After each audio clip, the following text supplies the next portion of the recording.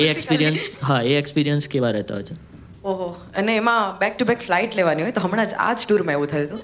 કેટલા બધા શોઝ હતા અને ફ્લાઇટ એન્ડ ઓલ ધેટ. અને પછી અમે પહોંચ્યા એક સિટીમાં, અને ત્યાંના ઓર્ગેનાઇઝરના ભાઈ કે કાકા એવું કંઈક હતું, અને એટલા બધા આમ ઉત્સાહી, ફરક પદુડા બધું, એમ કે ના બેન તમારે મારા ઘરે જમવા આવવાનું જ છે.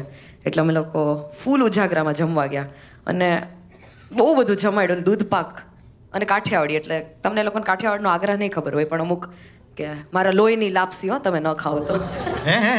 લોહીની લાપસી મારા ગળાના સમ, મને મરતો ભાળો. અચ્છા, મને લાગ્યું લોહીની લાપસી છે તો નાચ ખાઈને ભાઈ કોઈ. મને તો એકવાર એક કાઠિયાવાડી મારા રિલેટિવે એવું જ કીધેલું કે મગજ પીરસ્યો, અને પછી મેં કીધું નહીં ખવાય હવે. તો કે એની માના હમ મગજની માના લોટ.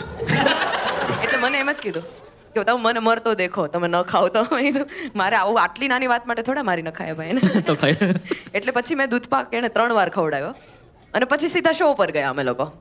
એટલે મારી રગે રગમાં આમ દૂધ પાક ચડી ગયો હતો. એ દિવસે ગરબો દૂધ દે તે ભરી તલા ત્યાંથી ચાલુ. અને આ ક્યાં યુએસમાં હતું? યુએસમાં. અને ટુ પેકના ગામમાં દૂધ પાક. થોડી એનર્જી બચી છે હજી.